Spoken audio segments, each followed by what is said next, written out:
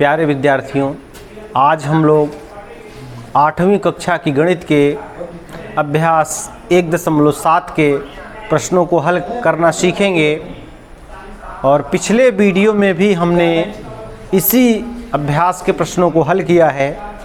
तो कल हम लोग इसके तीसरे प्रश्न को हल कर चुके थे और थोड़ा सा वो प्रश्न छूट गया था, आधा ही प्रश्न मैं हल कर पाया था। लेकिन आप लोग उस प्रश्न को हल कर लेंगे क्योंकि आप पहले और दूसरे प्रश्न को देखे होंगे ध्यान से, तो आप उस तीसरे प्रश्न को हल कर लेंगे। तो आज हम चौथे प्रश्न को हल करेंगे।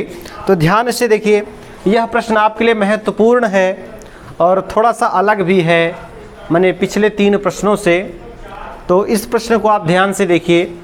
कह रहा है -5/7 तथा 5/7 के बीच की 6 परिमेय संख्याएं ज्ञात कीजिए।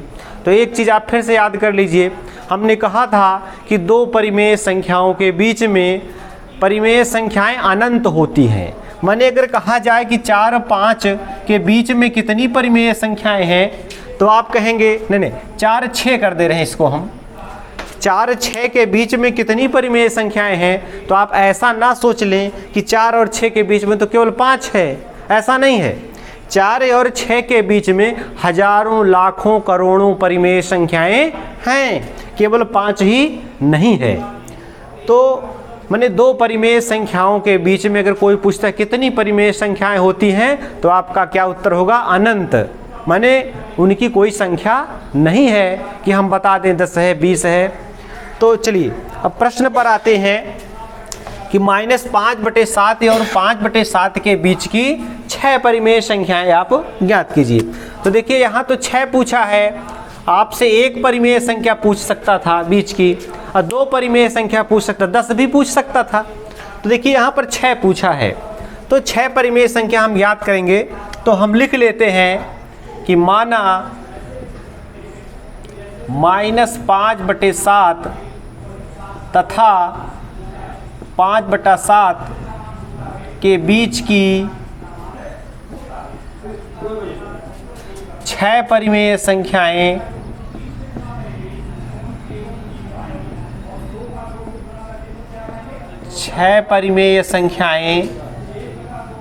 R1 R2 R3 R4 R5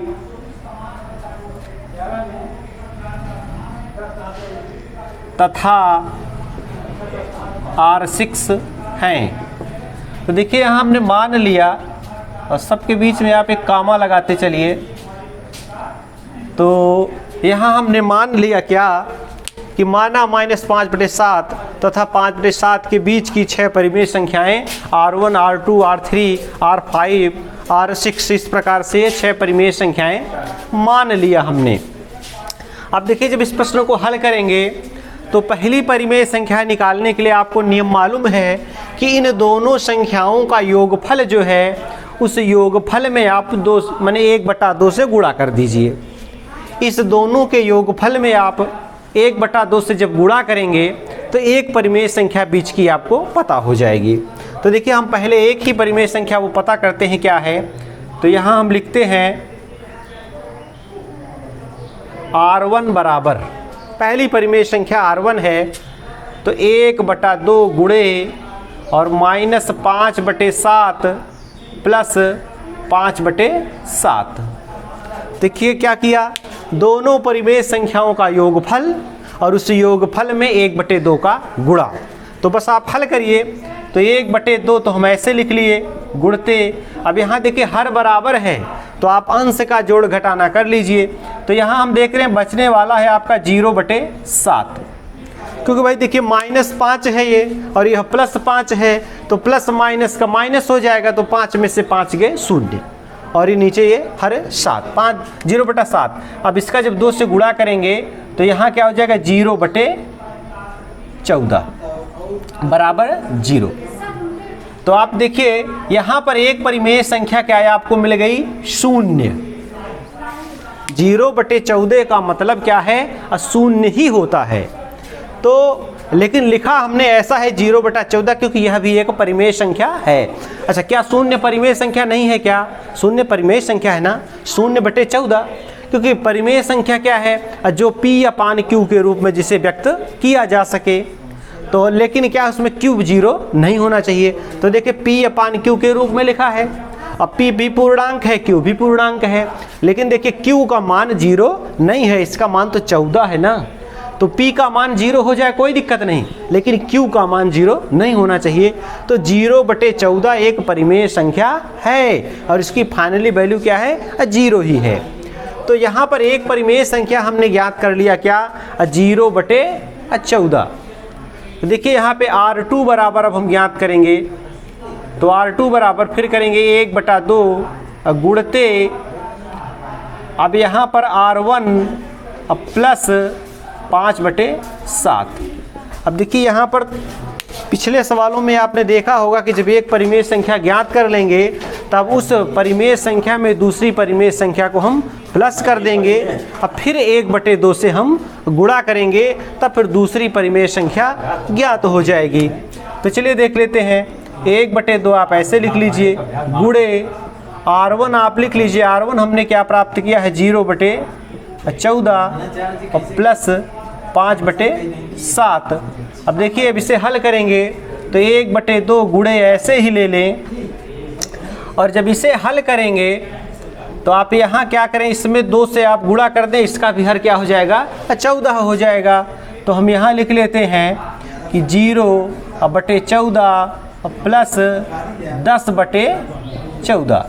देखिए 10/14 कैसे हो गया? इसमें हमने क्या किया? 2 से गुणा कर दिया इसके अंश और हर में। क्यों कर दिया? क्योंकि इसका भी हर 14 हो जाए। तो अब देखिए फाइनली आपका उत्तर क्या आया? 1/2 गुणे, अब देखिए 0 + 10, तो ये तो हो जाएगा 10 और 10/14। तो अब गुणा कर लीजिए भाई, देखिए अगर कैंसिल हो रहा है कर लीजिए, तो 2 पंचे 10, तो ऊपर क्या बचा? 5/14। तो एक दूसरी परिमेय संख्या हमारी क्या आ गई? 5/14। पहली परिमेय संख्या 0, जो 0/14 के रूप में लिखी है, और दूसरी क्या आ गई? 5/14। देखिए इसका फाइनली मान 0 ही है। अगली परिमेय संख्याएं ज्ञात करने के लिए हम ऐसा लिख दे रहे हैं 0/14, बाकी इसका मान क्या है? 0 ही है। तो चलिए 5/14। अब इसी तरीके से हम R3 भी ज्ञात कर लेंगे कि 1/2 गुणे R2 प्लस 5/7। अब जी चाहे जितनी परिमेय संख्या कहे, यहाँ R1 प्लस किया, यहाँ R2, अब आगे R3 प्लस करेंगे, जो भी आता जाएगा। तो देखिए 1/2 गुणे, अब यहाँ पे आप क्या लिखेंगे? R2 5/14 plus 5/7। 5/7 सब में रहेगा, इसमें परिवर्तन नहीं करेंगे। तो 1/2 लिख लिया गुणते, अब देखिए यहाँ पे हर बराबर करने के लिए यहाँ भी स्थिति क्या है? वही है। इसमें आप 2 से गुणा कर दीजिए, 2 से गुणा कर दिए 14 हो जाएगा। तो 5/14 प्लस 10/14। अब देखिए 1/2 उतार लीजिए, गुणते कोष्टक में आपके पास हल करेंगे तो 10 × 5 = 15/14। 15/14। अब जब इसे आप हल करेंगे तो आपका हो जाएगा 15 × 15 और बटे 28, 15/28। यह आपकी तीसरी परिमेय संख्या आ गई। अब चलिए R4 ज्ञात करते हैं। R4 बराबर 1/2 गुणे R3 प्लस 5/7, तो बराबर 1/2 गुणते R3 का मान क्या है? 15/28 और प्लस 5/7 बराबर, अब देखिए 4 से गुणा कर दीजिए, हर बराबर हो जाएगा। इसका 28 है, इसका 7 यहाँ पर है, 4 से गुणा करिए। तो 1/2 गुणते 15/28 और प्लस माने 5 चौक 20, 20/4 से 5 में गुणा किया, 4 पंचे 20, 4 सते 28। तो देखिए अब 1/2 गुणते, अब यहाँ पर क्या हल करेंगे? हर बराबर है, तो 20 × 10 = 30, 5 × 35/28। अब आप गुणा करिए, सरल तो कुछ हो नहीं रहा है, 2 से 35 कटेगा नहीं, तो 35/28 दूना 56, तो 35/56 आ गई चौथी। अब R5 बराबर देख लीजिए क्या है? 1/2 गुणते R3 आ गया ना, R1 R2 R3, तो R4 प्लस 5/7 बराबर 1/2 गुणे, अब यहाँ पे R4 का मान क्या है 35/56 प्लस 5/7, तो 1/2 गुणते, अब हल करिए, देखिए 8 से गुणा करिए तब ये 56 हो जाएगा, तो 35/56 प्लस 8 से गुणा करना है तो 8×5 = 40 और बटे 56 बराबर 1/2 गुणे, अब 40 और 35 जोड़ लीजिए तो 75 हो गया, 75/56। अब देखिए सरल हो रहा है, क्या 75 तो कटेगा नहीं, और 56 और 75 भी नहीं कटेगा, तो 6 5 11 7 5 12 नहीं कट रहा है, तो आप ऐसे रहने दें, तो 75 × 75 और बटे 56 दूना कर दें 112, 2 × 12 के 2 और 2 × 5 = 10 11 112, तो 7 5 12 2 1 3 4 अब भी नहीं कट रहा है, आप रहने दीजिए 75/112। अब देखिए R6 बराबर, देखिए 5 परिमेय संख्याएं ज्ञात हो गई हैं, छठी परिमेय संख्या अंतिम ज्ञात कर रहे हैं, 1/2 गुणते R5 प्लस 5/7 बराबर 1/2 गुणते, R5 का मान है 75/112 प्लस 5/7 बराबर 1/2 गुणते, अब देखिए 7 में आपको ऐसा गुणा करना है कि 112 हर बराबर करना है, चाहे तो आप लासा ले लें इसका और चाहे तो गुणा कर लें, तो देखिए यहाँ आप लिख लीजिए 75/112 प्लस, अब देखिए 7 में किस संख्या से गुणा कर दें 112 हो जाए, तो हम देख लेते हैं 7 × 7 और 7 × 42 17, तो 17 7 119 हो जाएगा, फिर से देख लेते हैं, तो 112 7 का जो लासा होगा वही होगा, तो 7 × 7 7 × 42 16 से मैंने अगर 7 में हम गुणा कर दें तो 16 के पहाड़े में 16 छक्का 96, 16 सत्ते 112, तो 16 से आप गुणा कर दें तो ये हो जाएगा, तो 16 पंचे 80 और बटे 112 ये भी हो गया। अब देखिए बराबर हल कर लीजिए 1/2 गुणे, अब ब्रैकेट्स में देखिए जोड़ लीजिए, तो 75 75 150 होता है 155 हो जाएगा, 80 75 155, तो आप यहाँ करिए 155 अब बटे 112, तब देखिए 155 और 2 से कट नहीं रहा है, और तो आप ऐसे ही कर लीजिए 155 बटे 112 गुणे 2 करेंगे तो 224 हो जाएगा, 224। तो देखिए आप यहाँ लिख लीजिए, अतः -5/7 और 5/7 के बीच की 6 परिमेय संख्याएं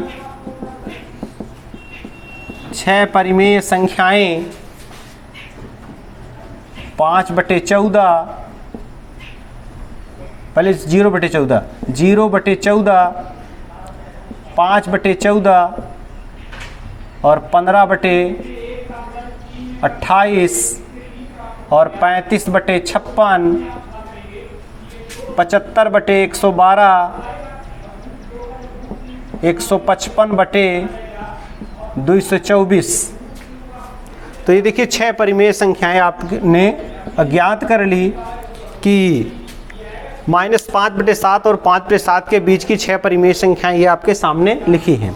देखिए एक प्रश्न उठता है, क्या हमने ये जो उत्तर हल किया है क्या यह उत्तर सही है, क्योंकि बीच में तो परिमेय संख्याएं अनंत हैं, तो जब बीच में भाई 1000 परिमेय संख्या है मानो, तो हमने तो 6 बताई है, अब कोई मान लो और कोई बता देता है तब फिर उत्तर कैसे होगा।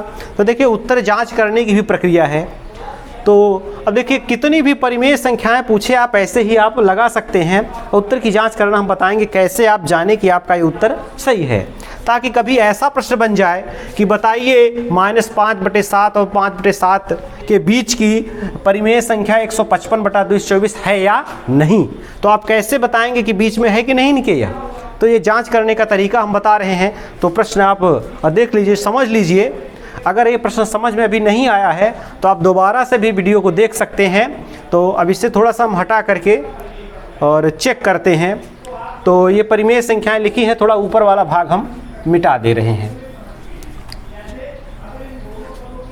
तो हाँ, ऊपर से हम थोड़ा सा मिटा देंगे तो आपको ऊपर हम समझा देंगे। तो अब आप यहाँ देखिए, पहली परिमेय संख्या थी आपकी माने कि -5/7, -5/7, और एक परिमेय संख्या थी जिसके बीच में ज्ञात करना था 5/7। तो देखिए, सब के हर जब बराबर होंगे इन 6 परिमेय संख्याओं के और इन दोनों के भी, और जब दोनों के हर बराबर हो जाएंगे और तभी हम चेक कर पाएंगे ये बीच में परिमेय संख्याएं हैं या नहीं। तो सबसे पहले क्या, सबके हर बराबर करने हैं आपको। तो सबके हर बराबर कैसे होंगे भाई, इन दोनों का हर तो बराबर है, लेकिन यहाँ पर देखिए एक हर 14 है, फिर 28 है, 56 है, 112 है, 224 है। तो देखिए अब इन सब का आप लासा ले लीजिए, सब का। तो लासा भाई किसका किसका लेंगे, 7 का 7 हो गया और 14 हो गया, 7 है भाई, 14 है, 28 है, और क्या है, 56 है, 112 है और 224 है। सब का जब आप लासा ले लेंगे तभी तो हर बराबर होगा। तो चलिए 7 से काटिए, 7 एकन्ने 7, 7 दूनी 14, 7 चौक 28, 7 8 56 और 7 एकन्ने 7, 7 छंग 42 और 7 त्रिक 21 और 7 दूनी 14। देखिए कट गया। देखिए अब 2 से कटेगा तो 2 से काटते हैं तो एक है और 2 एकन्ने 2, तो ये भी कैंसिल हो गया, 2 दूनी 4, 2 चौक 8, 2 8 16 और 16 दूनी 32। फिर 2 से काट लीजिए तो यह तो 1 है, यह 1 है और यह भी 1 हो गया और 2 दूनी 4, 2 चौक 8, 2 8 16। अब देखिए 2 से जाइए, 1 ये भी ख़त्म है, यह भी ख़त्म है, यह भी ख़त्म हो गया, 2 दूनी 4, 2 चौक 8। तो देखिए अब 2 से गए, 2 एकन्ने यह भी ख़त्म हो गया, 2 दूनी 4। अब इस बार 2 से गए तो यह भी सब ख़त्म हो गया। अब देखिए आया क्या, 2 दूना 4, दूना 8, दूनी 16 और दूनी 32, 2 दूना 4, दूना 8, दूनी 16, दूनी 32 और 32 गुणे 7, तो 32 गुणे 7, 7 दूनी 14 की 4 और हासिल 1 और 7 त्रिक 22, 224। अच्छा 224 ये आना ही था क्योंकि बीच की परिमेय संख्याएं हैं। तो सब का लासा क्या हम पा गए, 224। तो सब के हर को 224 बनाइए। अब देखिए इसके हर को 224 बनाना है तो इसमें कैसे गुणा करना होगा, 7 में 7 के हर को 224 बनाना है तो 7 से 224 में भाग दे दीजिए, पता चल जाएगा किस संख्या से गुणा करेंगे। तो 7 त्रिक 21 और 7 दूनी 14, 32 से गुणा करेंगे। उसके गुणनखंड अगर हम लिख लें तो हो जाएगा 2 माने 32, 2 दूना 4, दूना 8, दूनी 16, दूनी 32, गुणते 7। यही तो 224 के गुणनखंड थे। तो अब यहीं से मिल जाएगा। और 7 है तो यह 32 से गुणा करना होगा, 32 करिए तो 32 पंचे, तो 32 पंचे होगा, 3 पचे 15 और 2 पंचे 10, -160, -160 बटे 224। देखिए कैसे आया, इसमें 32 से हमने गुणा कर दिया। क्यों कर दिया भाई, ताकि यह 7 224 हो जाए। लेकिन जब हर में आप गुणा करेंगे तो आपको अंश में भी गुणा करना पड़ेगा। तो 32 गुणते 5 किया, तो 32 गुणते जब 5 किया तो हमें क्या प्राप्त हुआ, 160, और 7 में जब 32 से गुणा किया तो 224 आ गया। तो चलिए अब इसमें भी यही करेंगे। यह क्या हो जाएगा, 160 बटे 224, क्योंकि यह भी तो 5/7 है, ऋण नहीं लगा है बस। अब चलिए यहाँ आ जाइए, अपने पहली परिमेय संख्या हमारी क्या है, 0/14। तो 0/14 का मान तो भाई 0 ही है, इसमें आपको कुछ करने की जरूरत नहीं है, शून्य है। अब इसमें आप 14 से अगर गुणा करना चाहते हैं तो 7 दूनी 14, तो 2 दूना 4, दूनी 8, दूनी 16, 16 आप ऐसे कर सकते हैं, 16 से गुणा करना पड़ेगा। तो यहाँ हो जाएगा ये तो शून्य ही रहेगा, बटे 224 कर लीजिए, क्योंकि अंश अगर शून्य है तो हर कुछ भी लिख सकते हैं आप। अब देखिए अगली परिमेय संख्या हमने ज्ञात की है 5/14। तो 5/14 का हर जब आप 224 करेंगे तो आपको गुणा करना पड़ेगा, 2 दूना 4, दूना 8, दूना 16 से। 16 से गुणा करेंगे तो 16 पंचे यह 80 हो जाएगा और यह 224 हो जाएगा। अब देखिए अगली परिमेय संख्या है 15/28।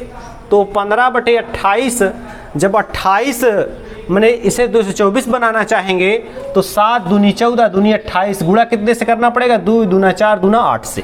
8 से 28 में गुणा कर देंगे 224 हो जाएगा। तो यहाँ आपको 15 में भी गुणा करना पड़ेगा 8 से। तो 15 आपका हो जाएगा 120, 120/224। अब देखिए अगली परिमेय संख्या हमारी है 35/56। तो 35/56 बराबर, अब देखिए 56 को 224 बनाना है तो कितने से गुणा करेंगे? तो हम कर लेते हैं 7 दूना 14 दूनी 28 दूना 56, 4 से गुणा करना होगा बस। 4 से गुणा करेंगे और 224 हो जाएगा। तो अंश में भी करिए, 4 पंचे 20 के 0 हासिल 2, 4 तिहाई 12, 13 14, 140/224। तो यह भी हो गया। अब आप देखिए 75/112 देख लीजिए, 75/112। अब इसमें आप 2 से खाली गुणा करिए तो 150/224। फिर देखिए अगली परिमेय संख्या 155/224। तो इसमें तो कुछ करने नहीं है आपको, बराबर 155/224। तो देखिए सारी समतुल्य भिन्न हैं, माने यह और यह बराबर है। चाहे हम इसे 5/7 पढ़ें, चाहे -160/224 कहें, दोनों का मान एक ही है। तो अब देखिए अब प्रश्न बिल्कुल हल हो गया है। ये सारी परिमेय संख्याएं हैं। अब देखिए इन्हें हम संख्या रेखा पर दिखा देते हैं। अगर यह बीच में आती हैं तब तो माना जाएगा आपका प्रश्न सही है। तो देखिए एक माने संख्या रेखा हम बना रहे हैं और इस पर हमने ये बीच में शून्य अंकित कर लिया, यह शून्य है। तो देखिए एक परिमेय संख्या शून्य भी आई है, वह यही है। और देखिए धनात्मक सबसे बड़ी परिमेय संख्या आपकी क्या है? 155/24। तो देखिए 155/224 आपका यहाँ पर है, 155/224 आपका यहाँ पर है। और फिर इसमें देखिए 150/224 कहाँ आएगा? इधर ही आएगा, 150/224। क्योंकि संख्या रेखा पर हम जब चलेंगे तो 1/224, 2/224, 3/224, तो ऐसे 150/224 पहुँचे तो अब आगे तो 155/224 मिलेगा ही। तो अब देखिए 140/224 कहाँ आएगा? जाहिर है कि इसके पहले आएगा। तो आप लिख लें 140/224। और देखिए क्या है 120/224 कहाँ आएगा? क्या इधर आएगा? क्या नहीं आएगा, यहीं पर आएगा। तो 120/224 यहाँ भी हमने लिख लिया। अच्छा ये मत देखना कि 120 के बाद 140 कैसे आ गया, क्योंकि अभी 121 भी बीच में है, 122 भी है, उसको हम लिख नहीं रहे हैं, मगर आप समझिए। तो 120/224 हो गया। 80/224 ये भी आप देख लीजिए, 224 भी आ गया। अब देखिए शून्य तो है, ये है भाई। अब आते हैं 160/224 एक संख्या है, तो 160 तो भाई इधर मिलेगा, 160/224। अब देखिए हमारी परिमेय संख्या जो माइनस है, माइनस तो 0 को इधर मिलेगा, तो यहाँ पर -160/224 लिख दिया। अब देखिए आप पहचान लीजिए कौन सी संख्याएं बीच में हैं। हमसे पूछा गया था कि -5/7 के बीच में और 160/224 में बीच में कौन परिमेय संख्या है। तो देखिए इसका मान है -5/7 इसका मान है, और इसका मान है 5/7। तो देखिए सारी परिमेय संख्याएं बीच में आ रही हैं कि नहीं। यहाँ से लेकर माने पहली परिमेय संख्या -160/224 और आखिरी 160/224, बाकी ये देखिए सारी बीच में आ रही हैं। और जब ये सारी परिमेय संख्या बीच में है तो अब सिद्ध हो गया कि हमारा उत्तर बिल्कुल 100% सही है। किताब में हमें उत्तर देखने की आवश्यकता नहीं है, ये सारी परिमेय संख्याएं बीच में हैं। देखिए शून्य भी बीच में आएगा, 80/224 भी 160/224 और -160/224 के अब बीच में ही आएगा। तो बिल्कुल यह सिद्ध है। अब इसमें उत्तर हमको देखने की जरूरत नहीं है कि हमारा उत्तर सही है या गलत। तो बिल्कुल ही आसान प्रश्न है। अब देखिए इसी प्रकार इसमें सारे प्रश्न हैं। मैं तो चाहूँगा कि आप स्वयं ही इन प्रश्नों को हल कर लें, क्योंकि अगर एक एक प्रश्न को हम बताएंगे तो एक दिन की क्लास में हम सिर्फ एक प्रश्न हल करा पाएंगे, और 10 प्रश्न अगर हल करेंगे तो फिर 10 दिन लगेंगे। तो इसलिए दिक्कत होगी। तो आप किताब अपने पास रखें, स्वयं प्रश्नों को हल करें। तो आज बस इतना ही, धन्यवाद।